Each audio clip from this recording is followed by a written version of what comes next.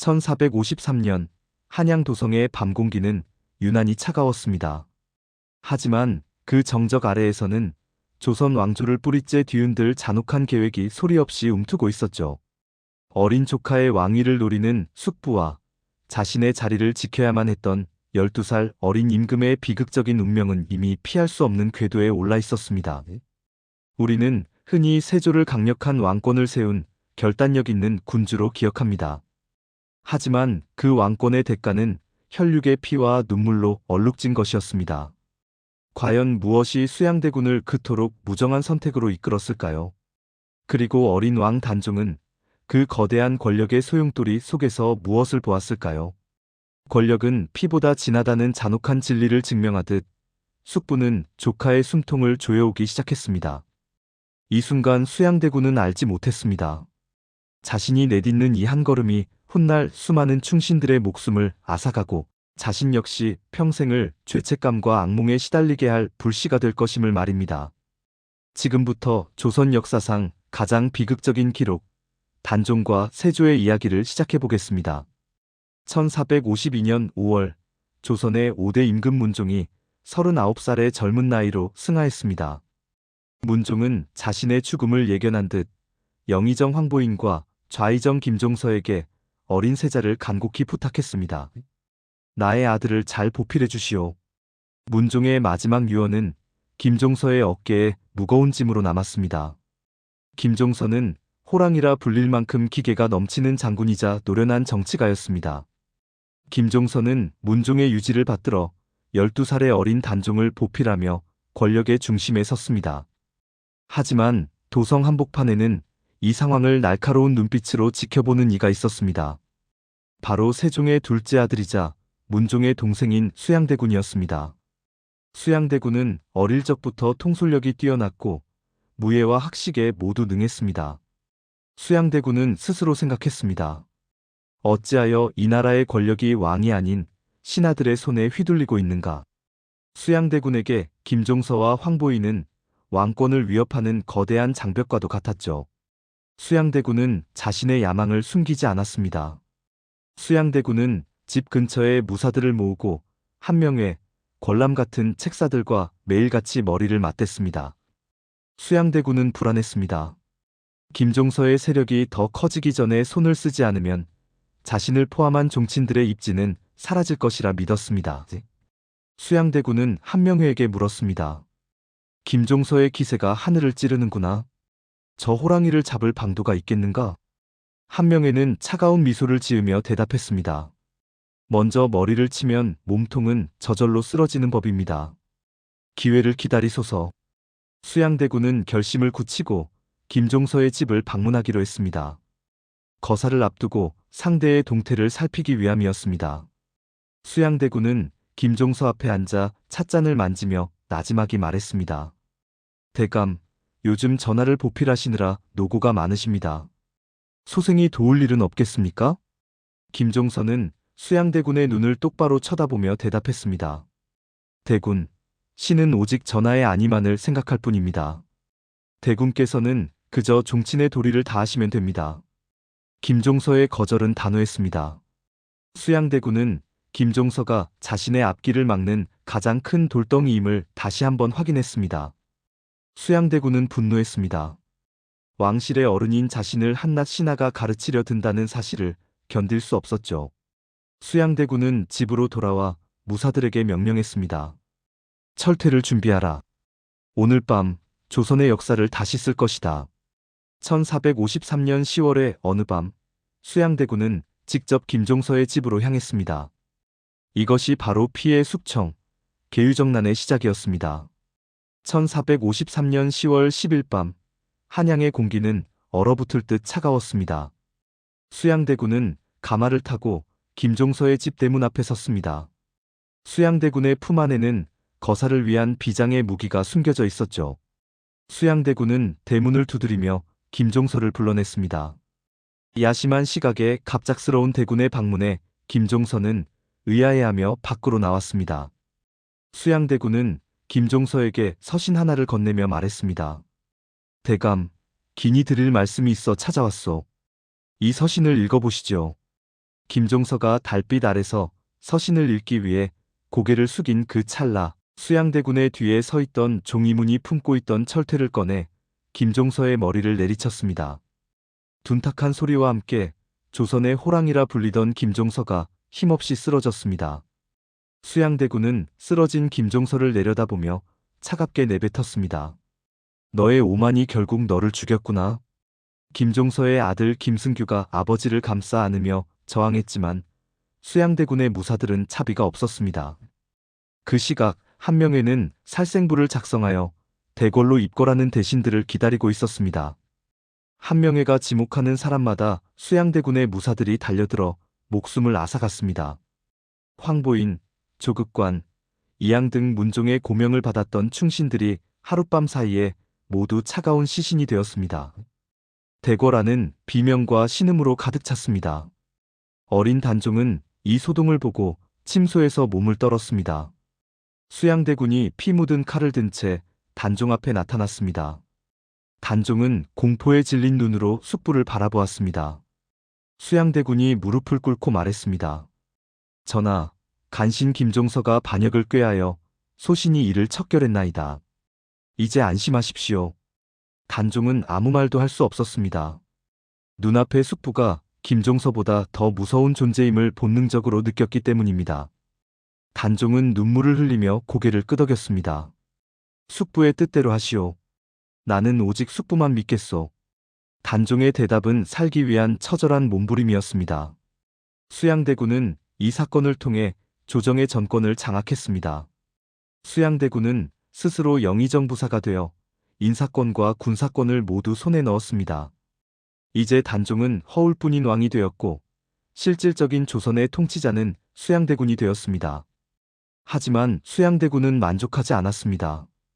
왕의 자리에 앉아있지 않는 한 자신의 권력은 언제든 뒤집힐 수 있다고 생각했기 때문입니다. 수양대군의 눈은 이제 조카의 머리 위에 놓인 왕관을 향하고 있었습니다. 1455년 6월 경복궁의 태양은 뜨겁게 내리쬐었지만 어린 왕 단종의 가슴 속에는 한겨울의 찬 바람이 몰아치고 있었습니다. 계유정난 이후 2년이라는 세월 동안 단종은 이름뿐인 왕이었습니다. 모든 국사는 숙부인 수양대군의 손을 거쳐 결정되었습니다. 수양대군의 위엄은 날로 높아졌고 궁궐의 공기는 수양대군의 눈치만 살피는 신하들의 침묵으로 무거웠습니다. 수양대군은 이제 더 이상 기다릴 필요가 없다고 판단했습니다. 권력의 열매가 충분히 익었다고 생각한 것이죠. 수양대군의 측근인 한명회와 권람은 끊임없이 단종을 압박했습니다. 왕실의 안정을 위해서는 덕망 있고 강인한 지도자가 왕위에 올라야 한다는 명분을 내세웠습니다. 단종은 자신이 처한 상황을 뚜렷하게 인식하고 있었습니다. 이미 대신들은 수양대군의 집 앞에 줄을 서고 있었고 자신을 지켜주던 충신들은 모두 형장의 이슬로 사라진 뒤였습니다. 단종은 밤마다 잠을 이루지 못하고 눈물로 베개를 적셨습니다. 15살 소년이 감당하기에는 조선이라는 나라의 무게가 너무나도 무거웠습니다. 단종은 생각했습니다. 내가 왕자를 지키려 할수록 얼마나 더 많은 이가 피를 흘려야 하는가. 숙부의 뜻은 이미 정해졌으니 내가 물러나는 것만이 이 비극을 끝내는 길이겠구나. 단종은 깊은 슬픔을 억누르며 결단을 내렸습니다. 단종은 수양대군을 침전으로 불러들였습니다. 수양대군은 애써 표정을 관리하며 단종 앞에 엎드렸습니다. 단종이 가늘게 떨리는 목소리로 입을 열었습니다. 숙부, 나는 아직 나이가 어리고 병약하여 이 큰 나라를 다스리기에 부족함이 많소. 숙부께서는 기계가 남다르시고 백성들의 신망이 두터우시니 부디 이 왕위를 물려받아 조선의 앞날을 빛내주시오. 수양대군은 형식적으로 서너 번 사양의 뜻을 비쳤습니다. 전하, 어찌 그런 말씀을 하십니까? 소신은 오직 전하를 보필할 뿐입니다. 부디 통촉하여 주시옵소서. 하지만 수양대군의 눈빛은 이미 왕의 자리를 탐하고 있었습니다. 단종은 수양대군의 진심을 알았기에 옥새를 내놓으라 명했습니다. 옥새를 넘겨받는 순간 수양대군의 입가에는 미세한 미소가 번졌습니다. 드디어 수양대군이 조선의 7대 임금세조로 즉위하는 순간이었습니다. 단종은 상황으로 물러나 수강궁으로 거처를 옮겼습니다. 백성들은 이 소식을 듣고 거리에서 한숨을 내쉬었습니다. 어린 임금이 숙부에게 쫓겨나듯 자리를 내어준 사실을 모두가 알고 있었기 때문입니다. 이 순간 세조는 승리감에 도취했을지도 모릅니다. 하지만 전지적인 시점에서 볼 때 이것은 또 다른 비극의 시작이었습니다. 왕위를 찬탈했다는 꼬리표는 평생 세조를 따라다니며 괴롭힐 것이었고, 단종을 향한 동정 여론은 세조의 권력을 위협하는 불씨가 될 것이었죠. 세조가 즉위한 지 1년이 지난 1456년, 조정에는 다시 한번 전운이 감돌기 시작했습니다. 세조의 왕위 찬탈을 도저히 인정할 수 없었던 지편전 학사 출신의 신하들이 은밀하게 움직이기 시작한 것입니다. 성삼문, 박팽년, 하위지, 이계, 유성원, 유응부. 훗날 우리가 사육신이라 부르는 이들은 단종의 보기를 위해 목숨을 건 거사를 준비했습니다. 이들은 세종과 문종의 은혜를 입은 유학자들이었습니다. 이들에게 임금은 오직 단종 한 명뿐이었죠. 거사의 기회는 1456년 6월 창덕궁에서 열린 명나라 사신을 위한 연회였습니다. 성삼문과 박팽년은 연회장에서 세조를 시해하고 단종을 다시 왕위에 올릴 계획을 세웠습니다. 무관인 유응부와 성삼문이 아버지 성승의 운검, 즉 왕의 호위무사로서 칼을 차고 세조의 뒤에 서기로 되어 있었습니다. 하지만 변수가 발생했습니다. 한명회가 장소가 좁다는 이유로 운검을 세우지 말자고 제안한 것입니다. 계획이 어긋나자 거사는 뒤로 미루어졌습니다. 이때 함께 모의했던 김질이 마음을 바꿨습니다. 거사가 실패할지도 모른다는 공포가 김질을 짓눌렀습니다. 김질은 장인인 정창손에게 사실을 털어놓았고, 정창손은 즉시 세조에게 이 사실을 고변했습니다. 세조는 격노했습니다. 자신을 배신하려 한 신하들을 당장 잡아들이라 명했습니다. 성삼문과 박팽년 등은 모진 고문을 당하면서도 기계를 꺾지 않았습니다. 세조가 직접 국문장에 나타나 성삼문을 꾸짖었습니다. 삼문아, 너는 어찌하여 나를 배반하고 반역을 꾀했느냐? 너도 이미 나의 녹봉을 먹고 있지 않았느냐? 성삼문은 고통 속에서도 눈을 부라리며 대답했습니다. 나는 상황 전하의 신하일 뿐 당신의 신하가 아니오. 당신이 준 녹봉은 하나도 손대지 않고 창고에 쌓아두었으니 직접 확인해 보시오. 나는 오직 만대의 임금이신 단종 전하만을 섬길 뿐이오. 박팽년 역시 세조를 전하라 부르지 않고 대감이라 부르며 끝까지 저항했습니다. 세조는 이들의 절개에 감탄하면서도 자신의 권력을 지키기 위해 자비를 베풀지 않았습니다. 사육신과 그 가족들은 처참하게 처형되었습니다. 수많은 인재가 한꺼번에 목숨을 잃은 이 사건으로 조정은 피비린내로 가득 찼습니다. 세조는 불안했습니다. 단종이 살아있는 한 이런 복위운동은 계속될 것이라는 예감이 들었기 때문입니다.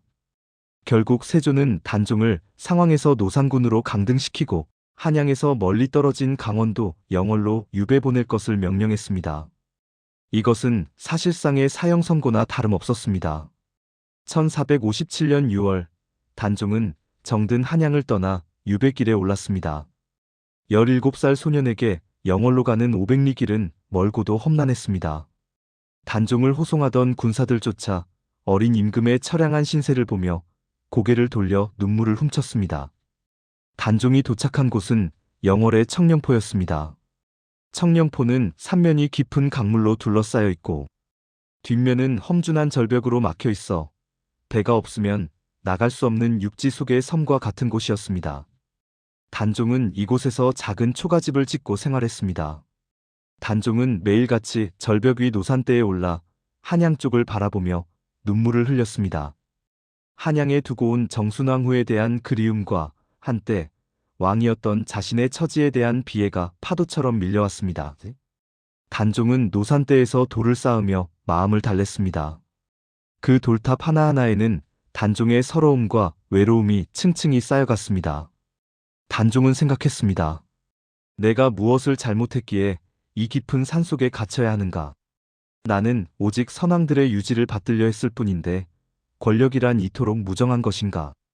단종의 마음은 이미 문드러질 대로 문드러져 있었습니다. 밤이면 소쩍새의 울음소리가 자신의 울음소리처럼 들렸고 강물 소리는 자신을 꾸짖는 소리처럼 들렸습니다. 그러던 중 유배지에 큰 홍수가 났습니다. 청령포가 물에 잠기자 단종은 영월 관하 객사인 관풍원으로 거처를 옮겼습니다. 하지만 이곳에서도 단종은 편히 쉴 수 없었습니다.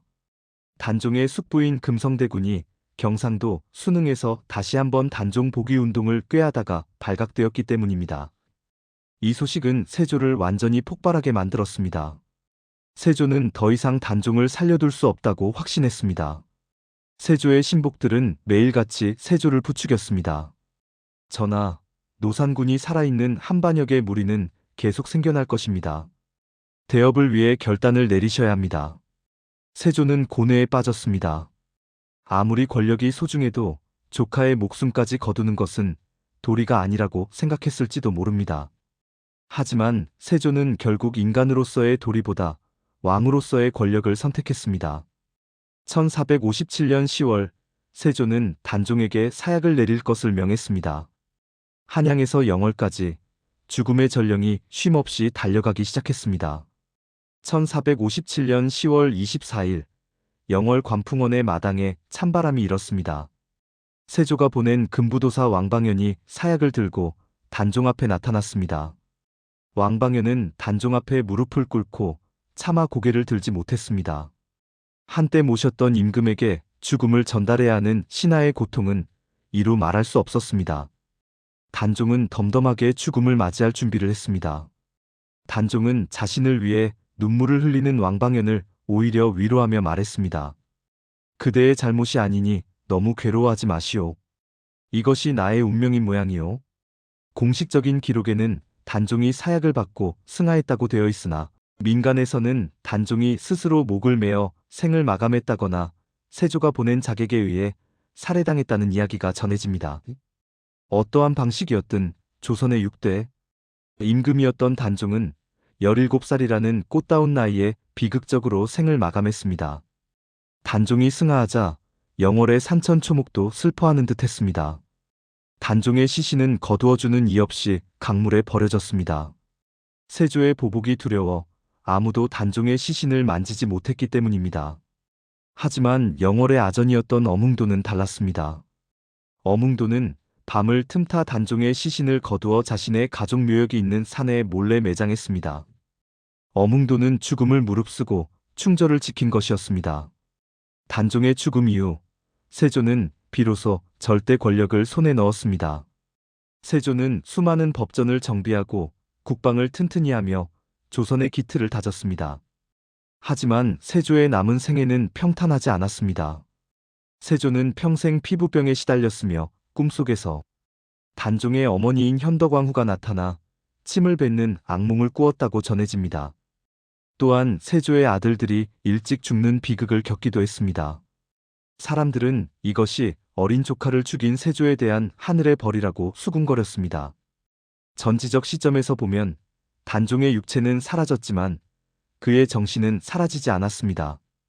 단종은 조선 백성들에게 영원히 잊히지 않는 비극의 상징이 되었고 훗날 숙종대에 이르러 왕의 명예를 완전히 회복하게 됩니다. 세조는 왕위를 얻었지만 역사라는 법정에서는 영원한 죄인으로 남게 되었습니다. 권력은 짧고 역사는 길다는 진리를 이보다 더 처절하게 보여주는 사례는 없을 것입니다. 단종과 세조의 비극을 통해 우리는 권력의 본질에 대해 깊이 생각하게 됩니다. 세조는 강력한 조선을 만들기 위해 조카의 피를 손에 묻혔습니다. 실제로 세조 통치기에 조선의 제도적 기반이 완성된 것은 부정할 수 없는 사실입니다. 하지만 정당성이 결여된 권력은 결국 수많은 희생을 동반하며 그 끝은 결코 행복할 수 없음을 세조의 말년이 보여주고 있습니다. 반면 단종은 비록 짧은 생을 살다 갔지만 죽음으로써 자신의 정통성을 지켜냈습니다. 사육신과 어뭉도 같은 이들이 목숨을 걸고 단종을 지키려 했던 이유는 권력에 대한 욕심이 아니라 올바른 도리를 지키고자 했던 선비의 기계 때문이었습니다. 우리는 이 이야기를 통해 결과가 수단을 정당화할 수 있는지, 그리고 진정한 통솔력은 어디에서 나오는지 다시 한번 자문하게 됩니다. 역사는 단순히 과거의 기록이 아니라 오늘을 사는 우리에게 던지는 날카로운 질문입니다. 다음에는 더 흥미롭고 깊이 있는 우리 역사 이야기로 찾아뵙겠습니다. 시청해주셔서 감사합니다.